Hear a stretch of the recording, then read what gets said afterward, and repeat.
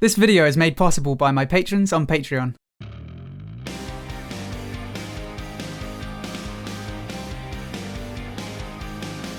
Hello everyone, my name is Xiomaro and welcome back to the channel. So today we're going to be taking a quick look at the new free-to-play class-based battle royale shooter from Respawn Entertainment that just kinda came out of nowhere from most people's perspective. And that game is Apex Legends. For those of you who are unaware, Respawn Entertainment are the guys behind the Titanfall games and the Call of Duty games up until Modern Warfare 2. So these guys definitely know how to make a shooter. I'm sure most of you have heard about this game already, unless you've been living under a rock for the past few days, but I have to say I'm super impressed with the way this game was released. No early access, no marketing drive disguised as an open beta. They literally just announced the game and within 48 hours it was fully released, ready to play, and honestly really quite polished as well. So just before I get into my thoughts on the game, I just want to give you a quick heads up on my format because it does actually affect the review. So whenever I do a game review, initially I'll do a first impressions video like this one. I'll only do it after playing at least 2 hours. Any less than that and you haven't even had a chance to absorb the basics. Next, I'll do a more advanced review after 20 hours. If I don't do the second review, it's because the game sucks. And then finally, I'll do a veteran review after 100 hours, if I get there. Maybe it's just me, but I feel like it's interesting to see how the experience of a game changes as you become more knowledgeable. So these are my first thoughts on the game after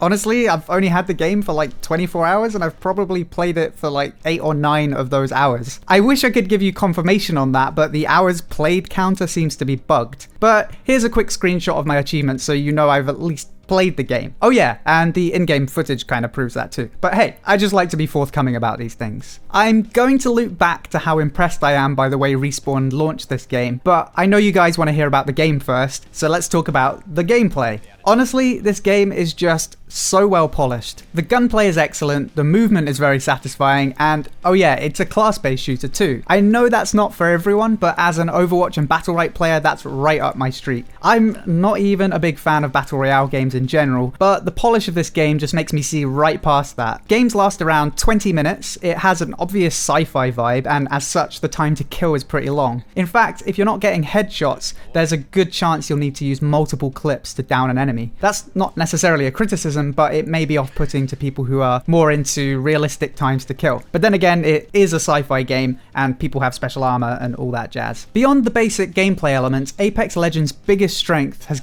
got to be the incredible attention to detail and honestly brilliant innovations when it comes to quality of life features. So when you start the game up in the airship like all battle royale games seem to, one person in your 3-man squad is assigned jump master. All team members can ping on the map to suggest a landing area, but the jump master chooses when the team jumps. And when you do jump, you're all tethered together. This makes sticking together with an otherwise uncoordinated team so easy. You can break away from the jump master at any point, so you don't all have to land in the exact same spot, but this feature alone is a great innovation for squad play. I don't think they're the first to implement this feature, but it's so uncommon to see it that I think it has to be applauded anyway. The other feature that I absolutely love is pinging. This is, without a doubt, the best pinging system I've ever seen. Voice comms will always have a benefit over not talking at all, but you could actually get away with being completely silent in this game if you wanted, thanks to its incredible ping system. You can ping enemies on the map, you can ping places you want to go, and unlike most Battle Royale games, you can even ping loot you don't need to help your team get geared up. And what's even better is that it's a smart ping system. So with one button, depending on what you're pointing at, you can ping all sorts of stuff without having to deal with the radial menu. But there is still a radial menu for more advanced pings like telling your team which side you're watching or to tell people that you think enemies might have been here recently. Very, very cool feature indeed.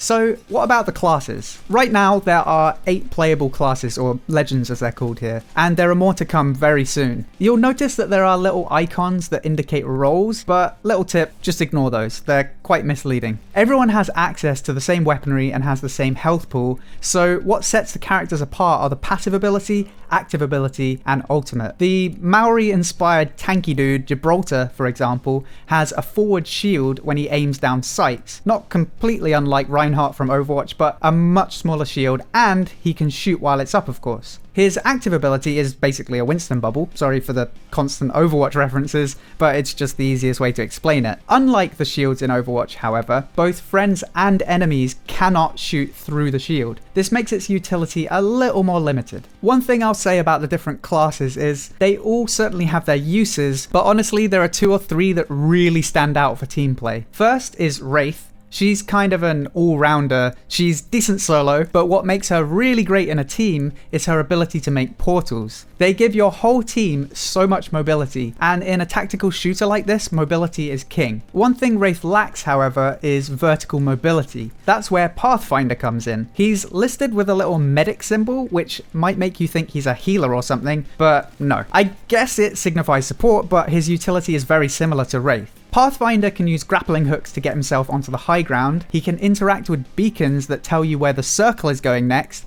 and he can create zip lines, which you can go up or down, by the way. Plus, your whole team can use them. This, again, gives your whole team a lot of mobility. One thing to be aware of, though, is that the portals and zip lines work for enemies too, so you've got to be a little careful where you place them. And the third character I think works really well with a team is Bloodhound. He can sense when enemies have been somewhere, he can actually see people through walls and mark them for his team, and his ultimate is basically all of that but on steroids. He's a really solid close-range character thanks to, well, basically wall hacks, and the fact that all of that works for your team as well gives you a huge advantage in close quarters. There are other characters who are kinda cool. They all have their own situations where they're strong, but the 3 I just mentioned just have so much synergy and give your squad a lot of versatility.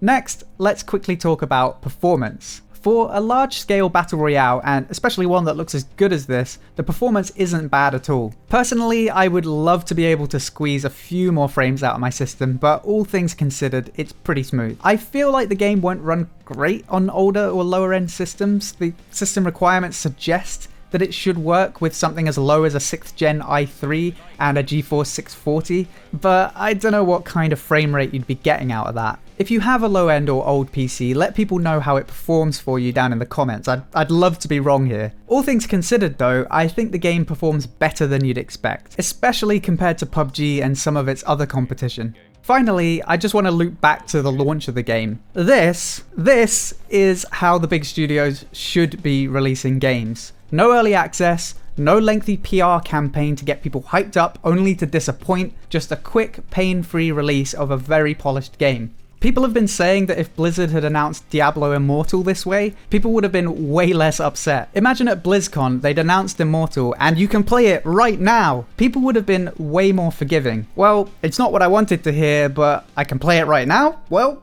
okay then. And there are some real similarities between Diablo Immortal and Apex Legends, at least in terms of fan expectations. Diablo fans were hoping for a new PC game, and what they got, well, you've all seen how that went down. Titanfall fans were hoping for a new Titanfall game, and they got, another battle royale. But wait, it's out now? Honestly, it does a lot to quell fan disappointment when you get to play a game right now, even if it wasn't what you were expecting. Negative hype is also a thing. If Respawn Entertainment had told fans that Titanfall 3 wasn't coming yet, and this was its replacement, there probably would have been outrage and the game would have flopped. Instead, it's been an absolutely roaring success. The game already has 2.5 million unique players and peaked at 600k concurrent players. How long it will stay like that and whether or not it will continue to grow is yet to be seen, but the developers must be feeling very proud, and they should. They've done a fantastic job here. And what's more, they already have a decent roadmap for the coming months. Over the next year, Apex Legends will be getting 4 new playable characters, 4 new weapons, new loot, and each quarter will have its own battle pass for the season. So it's worth saying that it would be unreasonable to expect smaller studios to release games this way. Indie titles do require a bit of hype to get the money flowing in order to finish the game.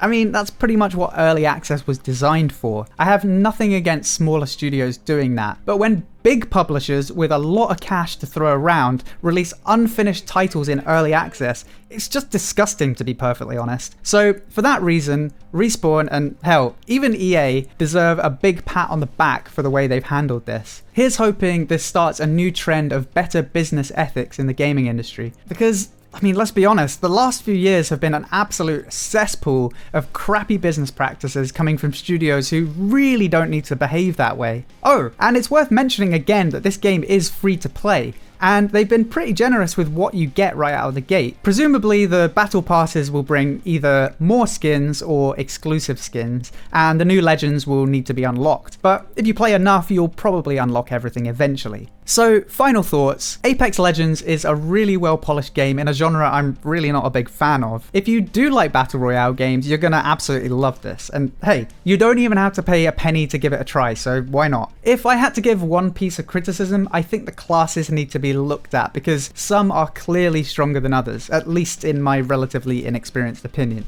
Maybe there's more to the other classes than I understand right now, but in a squad-based game, classes with abilities that benefit the whole squad are always going to be stronger together. But other than that, the game runs well, it has some incredible quality of life features, and most of all, gold stars to everyone involved in producing the game. I like your style, so keep it up and keep setting a good example to the rest of the industry. I hope you enjoyed this video. If you did, then please feel free to subscribe for more gaming guides, news, and discussion. And don't forget to check out the links below to Patreon, Discord, and Twitch. Until next time, thank you for watching, and I'll see you soon.